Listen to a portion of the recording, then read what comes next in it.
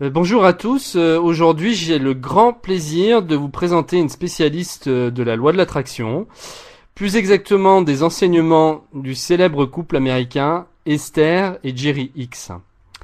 Alors, loi de l'attraction oblige, je suis tombé il y a quelques années sur le site d'Audrey Bérubé et j'ai tout de suite été captivé par la façon dont elle présentait leurs enseignements. Elle a accepté avec gentillesse de m'accorder une interview que je souhaite maintenant partager avec vous. Bonjour Audrey. Oui, bonjour Fabrice, ça va bien? Oui, très bien, merci. Écoute, je vais te poser la première question. Comment as-tu connu les ouvrages de Esther et Jerry Hicks? À quel moment et dans quelles circonstances leurs livres sont venus jusqu'à toi? Alors, c'est après avoir écouté le film Le Secret en juillet 2006 qu'une de mes amies à qui j'avais suggéré d'écouter ce film me dit par la suite Esther Hicks est dans le film? Je lui demande alors qui est Esther Hicks? Elle me dit tu connais pas Esther Hicks? Je lui réponds que non, à son grand désarroi. En fait, je n'avais pas remarqué particulièrement le nom de cette intervenante dans ce film. Il n'en fallut pas moins à mon ami de m'offrir d'écouter une première série, en anglais alors, de CD qu'elle possédait d'Abraham Hicks, à savoir Esther et Jerry Hicks. Le livre était intitulé en anglais Ask and It Is Given. Aujourd'hui, c'est connu sous le nom français de Créateurs d'avant-garde. Et c'est là que mon intérêt pour les enseignements d'Abraham a vraiment débuté. Alors, je reçois régulièrement tes messages et les enseignements du Vortex que je trouve très intéressants, et je dirais même carrément passionnants. Et d'où est venue l'idée d'en faire la traduction et de les mettre à la disposition de tous? C'est en janvier 2008, je suis allée suivre un séminaire avec Abraham Hicks, c'est-à-dire Esther et Jerry Hicks, lors d'une croisière au Mexique. Puis donc Esther Hicks transmet elle-même les enseignements qu'elle reçoit d'Abraham Hicks par bloc de pensée, dans des propos très clairs et empreints d'amour. Et c'était 14 heures d'enseignement diffusés durant notre séjour où les gens étaient choisis pour poser des questions. Et le mot vortex, dont je ne connaissais pas du tout la signification, est venu assez fréquemment durant ces enseignements qui étaient transmis. C'est alors que dès le début du séminaire, cette question m'est venue à l'esprit. Qu'est-ce que ça veut dire le mot vortex? J'ai donc posé cette question à Abraham Hicks devant tout le groupe. D'ailleurs, la réponse est maintenant accessible sur mon blog. Et ce n'est que 2 ans plus tard que j'ai eu l'idée, par contre, d'amorcer ce blog partageant les enseignements d'Abraham Hicks. En fait, je traduis principalement des vidéos en anglais, d'extraits de séminaires disponibles sur YouTube des enseignements d'Abraham Hicks. Et ça m'est venu aussi l'idée de partager cette réponse via mon blog. Mais maintenant, je réalise que aujourd'hui, si j'ai pris ces 2 années avant de dévoiler cette réponse et de démarrer le blog, c'est que je voulais me sentir bien alignée. C'est important pour moi de me sentir en phase avec ce que je propose à mes abonnés. Et ne fais-tu que des traductions ou proposes-tu des ateliers en complément? Car d'après moi, il y a vraiment matière à travailler sérieusement sur le sujet, tu ne penses pas? Oui, en plus de mes traductions, depuis la création de ce blog, j'ai fait quelques webconférences sur des thèmes en particulier, expliquant davantage les enseignements d'Abraham Hicks. J'ai aussi donné des séminaires l'an dernier ici au Québec. Et il est évident que les formations que je propose ont toujours comme base philosophique les enseignements d'Abraham Hicks et par conséquent de la loi de l'attraction. Lorsque tu dis qu'il y a matière à travailler sur le sujet, tu as bien raison. Sauf qu'en plus de la théorie des enseignements d'Abraham Hicks sur la loi de l'attraction que j'explique, il y a l'intégration de ceux-ci qui se fait au jour le jour, pour ne pas dire instant après instant. Alors je compose entre la théorie et l'intégration de ces enseignements le mieux possible dans ma vie personnelle et professionnelle pour rester en cohérence avec moi-même et enseigner au fur et à mesure par la clarté de mon exemple. Bref, du nouveau se profile à l'horizon en ce qui me concerne et je ne manquerai pas de vous en faire part. Très bien, alors j'imagine que si tu as choisi les enseignements d'Esther et Jerry Hicks, ça n'est pas par hasard. D'après toi, les informations qu'ils divulguent dans leurs livres font-ils la différence avec tous les autres sur le thème de la loi de l'attraction, et pourquoi? D'abord, ce qui m'a interpellée quand j'ai commencé à écouter et à lire les enseignements d'Abraham Hicks, c'est que j'ai senti tout de suite que ceux-ci provenaient de la source et qu'ils étaient purs et empreints d'amour et surtout faciles à adapter à notre vie courante.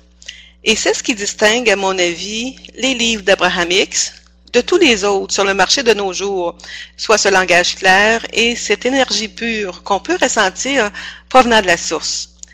Bien sûr, à ce titre, chacun peut ressentir cela ou ne pas le ressentir. Tout dépend de notre ouverture à notre côté intuitif, si je puis dire.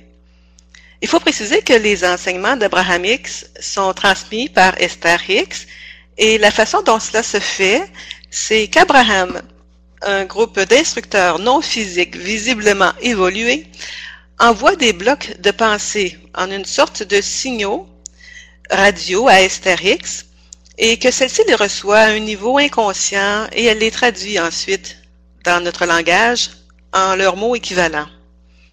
En fait, je dirais que la base de la majorité des livres traitant de la loi de l'attraction dans ces années-ci provient des enseignements d'Abraham Hicks. Les différents auteurs adaptent les enseignements d'Abraham selon leurs expériences et la compréhension de ceux-ci, et puis plusieurs précisent alors dans leur biographie les noms d'Abraham Hicks ou Esther et Jerry Hicks comme référence. Je pourrais dire que ces auteurs sont en quelque sorte des enseignants des enseignements d'Abraham Hicks, un peu comme je le suis. D'ailleurs, Abraham Hicks disent que les gens qui sont attirés par leurs enseignements sont pour la plupart des enseignants dans l'âme et qu'ils ont pour la plupart ce désir d'élever les autres. Pour terminer, ce qui différencie également les enseignements d'Abraham Hicks sur la loi de l'attraction de d'autres auteurs des débuts des années 1900, par exemple, c'est la facilité de compréhension et d'interprétation de ceux-ci, applicables dans notre vie de tous les jours. N'empêche que la loi de l'attraction demeure la loi de l'attraction, peu importe qui l'enseigne. On attire à nous selon la qualité de nos pensées et émotions, et par conséquent de nos vibrations. Très bien. Et que dirais-tu à quelqu'un qui veut pratiquer la loi de l'attraction, mais qui ne sait pas vraiment par où commencer? Eh bien, d'abord, il faut savoir que la loi de l'attraction ne se pratique pas comme telle, pas plus que la loi de la gravité ne se pratique. Elle est là, tout simplement, qui fonctionne, même si on n'y croit pas ou qu'on ne sait pas comment elle fonctionne. En somme, elle se vit. Ceci dit, à quelqu'un qui désire en savoir davantage sur son fonctionnement, je lui dirais ou lui rappellerais la base de la loi de l'attraction qui dit que nous attirons à nous les choses, les gens, les événements, les situations, selon la qualité de nos pensées, de nos émotions, et que c'est par nos pensées et nos émotions, lesquelles sont de l'énergie en mouvement ou des fréquences vibratoires, que nous attirons ce qui nous arrive dans notre vie. De là l'importance d'être vigilant dans notre manière de penser et de percevoir les choses qui nous entourent. Une manière simple de commencer à apprivoiser les effets que produit la loi de l'attraction dans notre vie est de faire attention le plus souvent possible dans notre journée à comment nous nous sentons. Vous aurez compris que de se sentir bien est la valeur recherchée. Car lorsque nous nous sentons bien, cela signifie que nous sommes bien placés pour manifester de belles et bonnes choses. Alors que lorsque nous nous sentons mal, nous sommes plutôt enclins à récolter des problèmes. Aussi, nous ne pouvons pas nous sentir bien et nous sentir mal en même temps. C'est l'un ou l'autre. Alors aussi bien faire attention à notre ressenti et à rechercher ces moments où nous nous sentons le mieux possible pour que la loi de l'attraction fonctionne, entre guillemets, là, à notre avantage. Ceci est vraiment la base à connaître en ce qui concerne le fonctionnement de la loi de l'attraction. C'est notre fréquence de vibration qui attire à nous, en quelque sorte, ce qui se produit dans notre vie, laquelle est déterminée, je vous le répète à nouveau, par la qualité de nos pensées et de nos émotions. Alors je dirais à cette personne de commencer à faire attention à comment elle se sent durant la journée, car ceci influencera ce qu'elle s'attirera. Bon, en tout cas, c'est très intéressant. Et toutes ces histoires d'attraction et de vibration paraissent abstraites, voire même trop belles pour être vraies pour certaines personnes. Que dirais-tu à ces personnes sceptiques? Chose certaine, je ne tenterai pas de les convaincre de quoi que ce soit.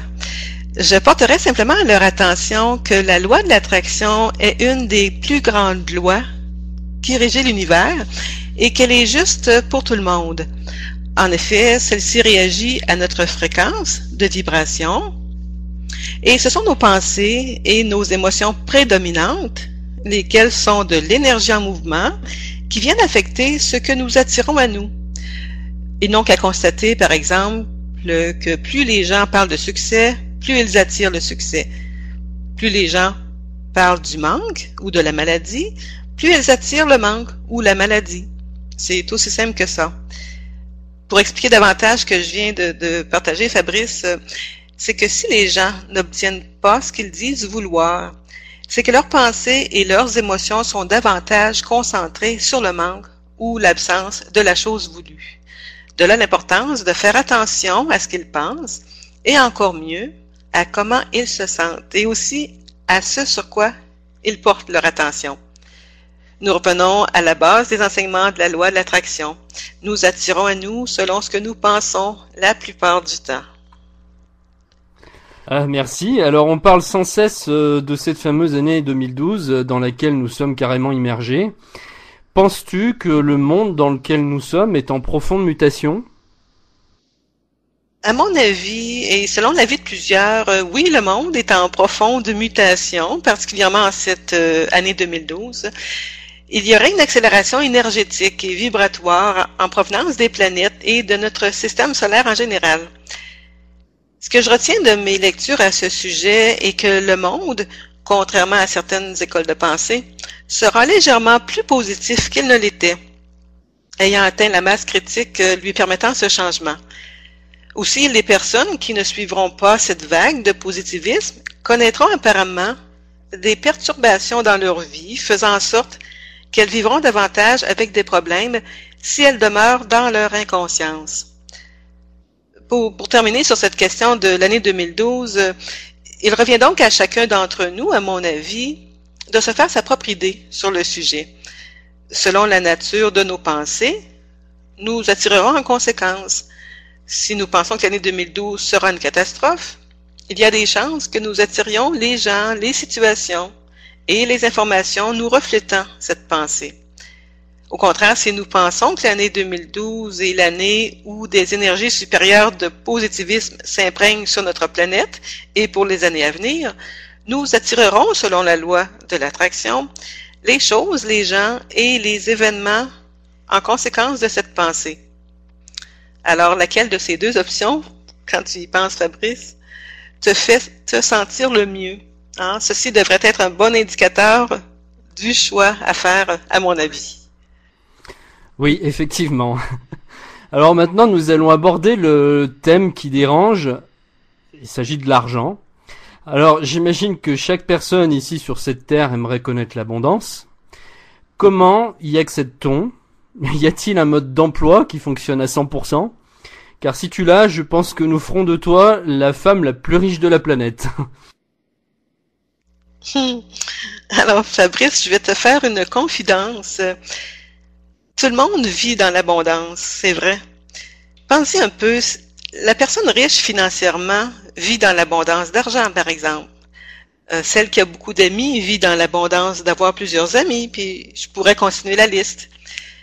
Par ailleurs, as-tu déjà pensé que la personne pauvre, sans argent, vivait aussi dans l'abondance? L'abondance du manque d'argent, cependant.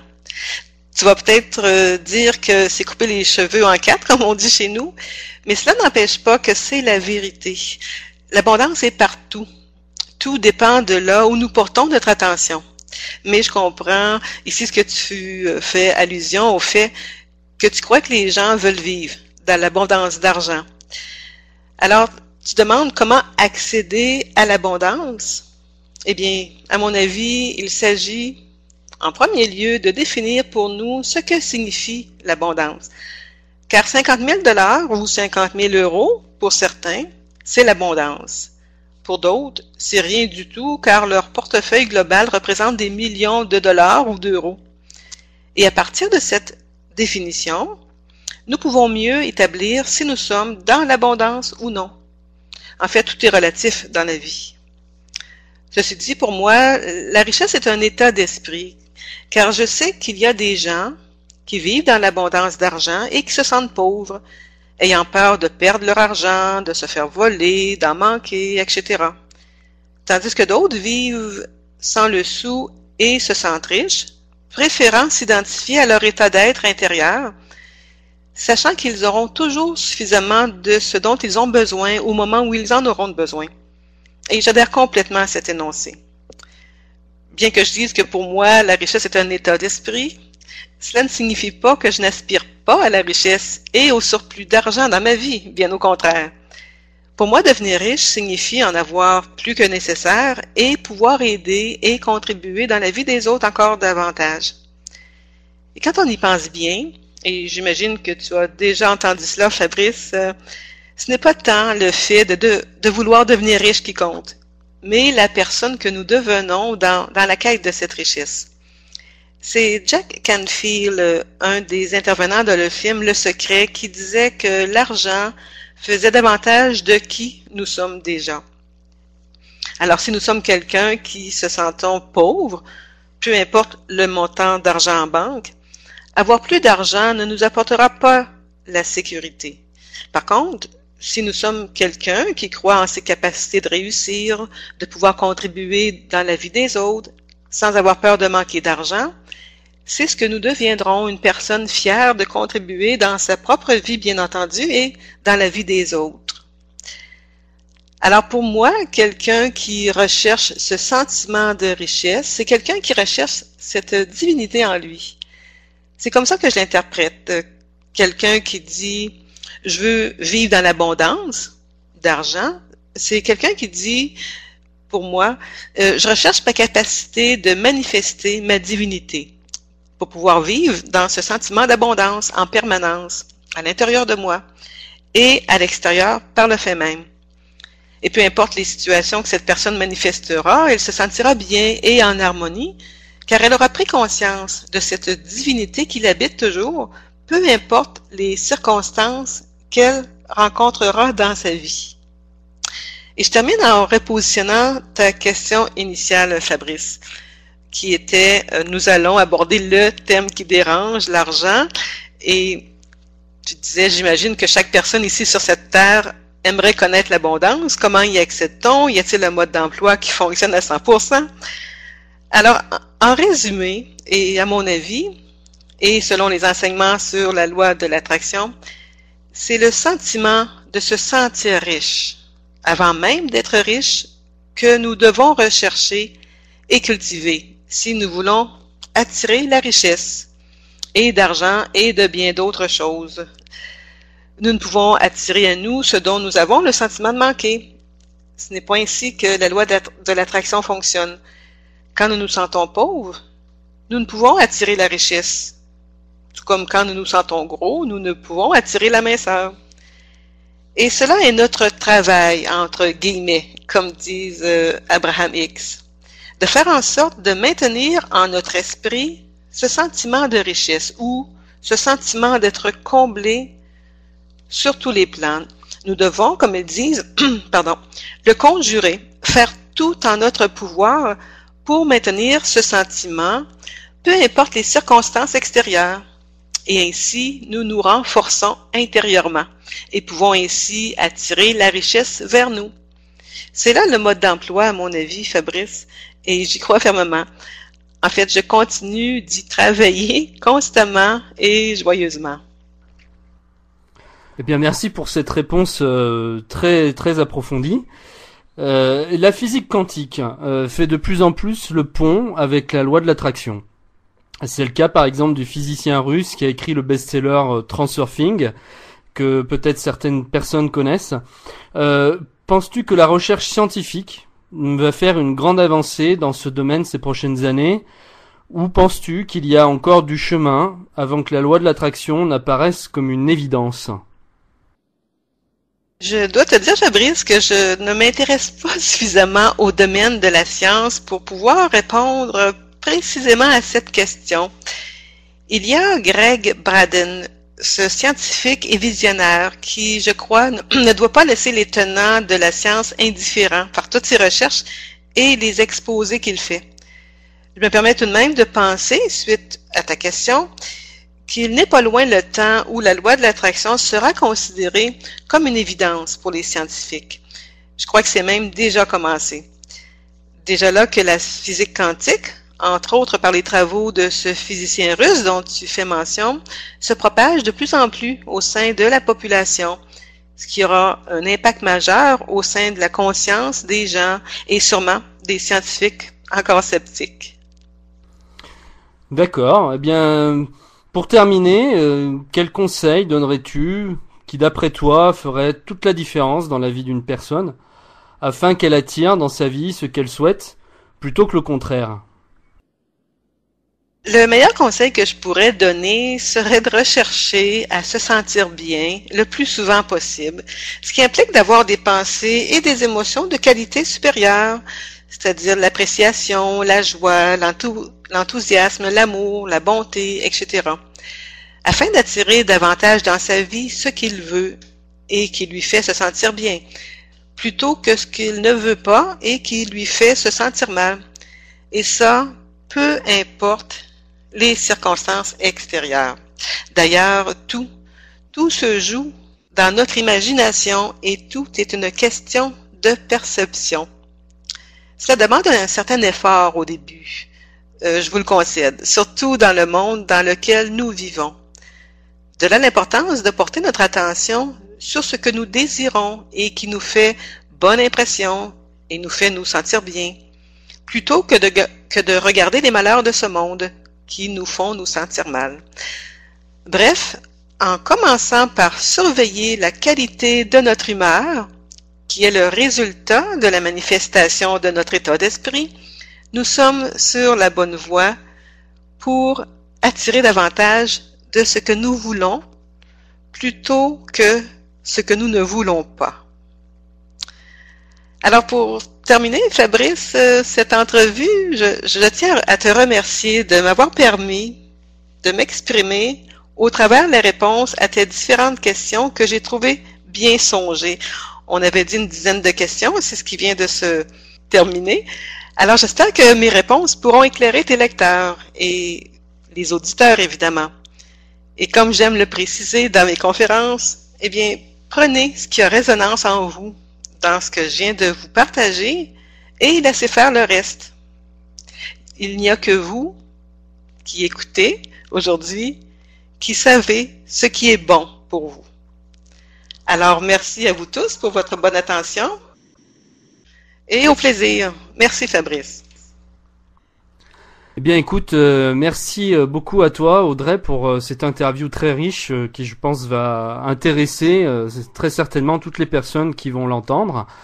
Donc eh bien je te redis merci et puis je te dis à très bientôt peut-être pour une autre interview, pourquoi pas. Merci beaucoup Fabrice. Au revoir. Merci, au revoir. Vous écoutiez donc Fabrice Béal du site www.opérationsuccès.com en compagnie de moi-même, Audrey Bérubé, du blog www.vortexrichesse.abe